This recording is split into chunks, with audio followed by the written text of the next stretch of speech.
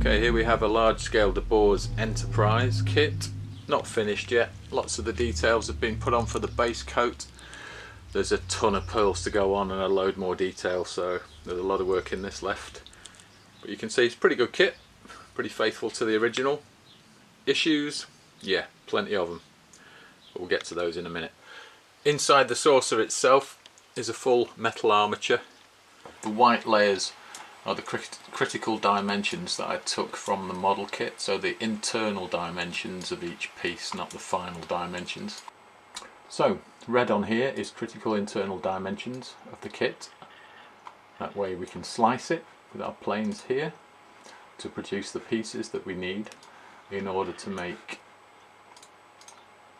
the sections that run through that plate, the circular plate, which is going to be the reinforcement inside. Once we've got that drawn up, matching the internal dimensions of the saucer, we can then move on to assembling the whole thing in CAD and getting all the bits so they fit together like a jigsaw. Once that jigsaw is together, everything's welded up and kept square, and then the kit is built around that armature. And if I turn those off, you'll be able to see the internal armature, pink section, two spigots that run into the engines. This green section here is the section that runs through the saucer front to rear, and all these other sections that sit sideways are the lateral supports for the saucer. Compression plates just here for squeezing that neck piece and holding it in position. You can see how the rear is constructed, two circular sections with a couple of plates welded through them to hold the angles correct for these two sections at the back. And yeah, when it comes to getting these cut, they're translated into a section which looks something like this, and that is our cutting plan for the internal shape. There's a ring that holds all those together. You may have been wondering why the bottom of that armature had all these serrated sections on it. Well, they fit through holes that are cut in this ring section, which holds the whole thing together in a circular format. So that's the internal armature for the whole of the Enterprise. Very tricky thing to get right, access ports, all the rest of it. Unfortunately, it cuts the arboretum into two, so you can't see directly through from one side to the other in the ship, but I'm willing to knock that on the head for the strength and the robust feel of this one. So there you go, that's what it looks like inside. So the whole of this is laid out as flat as I can possibly make it. There was a few discrepancies in this model. It's not truly circular, to be fair, and these scribe lines for the details are a real pain in the ass because they're not circular either, so the difference between each set changes as you move around, so it's impossible to make one mask to do the whole thing, which is problematic in some ways, but eventually it gives you a better finish because you get slight differences in density between each particular section, which I think adds to the scale when the thing's finished. That slight difference in each panel just gives that look of size.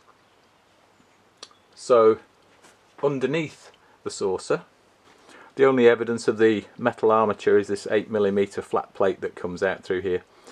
This disappears into the neck of the main body, and a bolt runs through here and squeezes two plates against this to lock it in position. It's cut to fit in place, but this also needs fitting to the model and blending around the junction, so we can only do a certain amount on the paint job before we have to destroy a small area of the paint job and repaint it to get the final finish. But you can see on this one that it's got the pearls in it.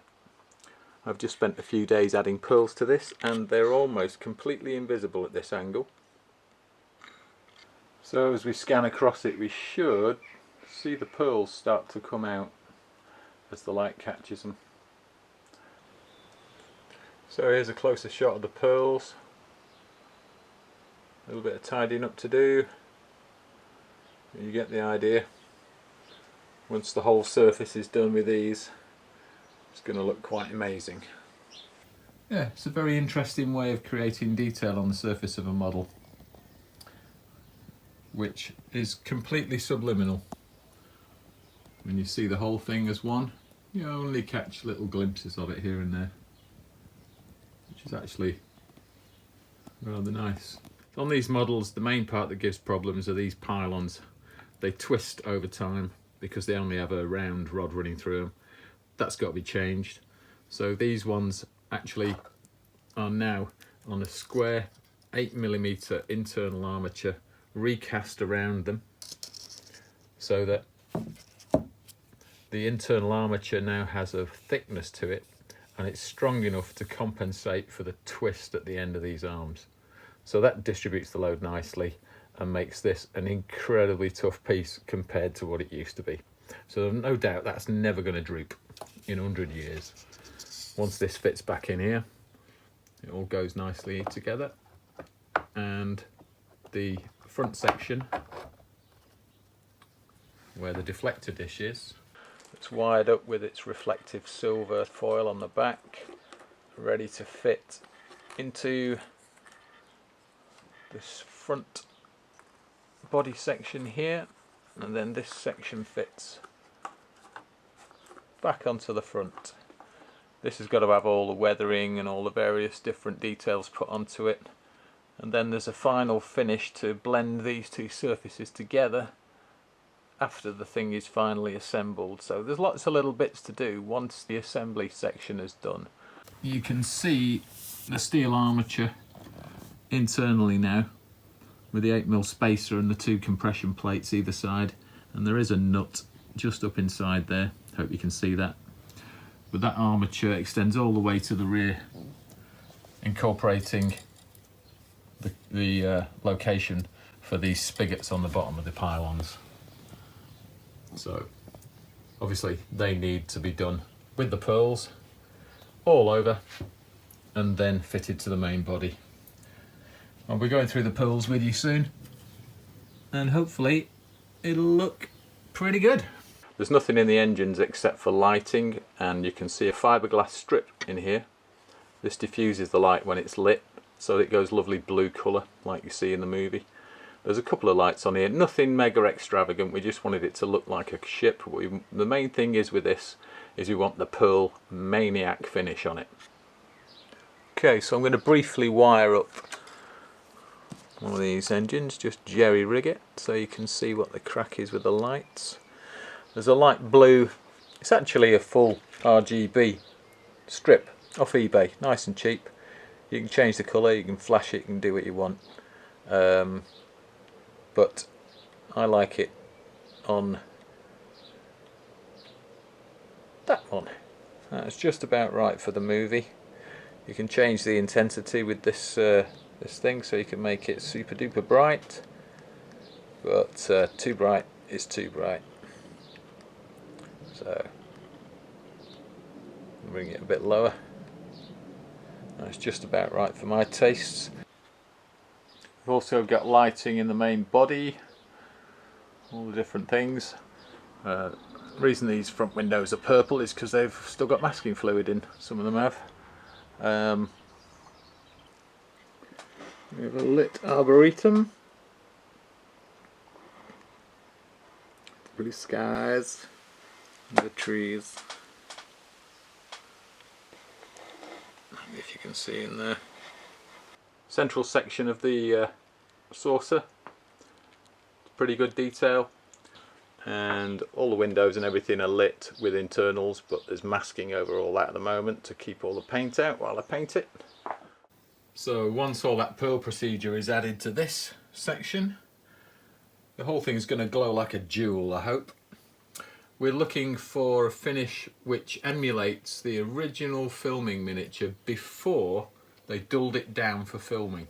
So the client wants this thing to look like a jewel. It's got to be really, really shiny and incredibly reflective.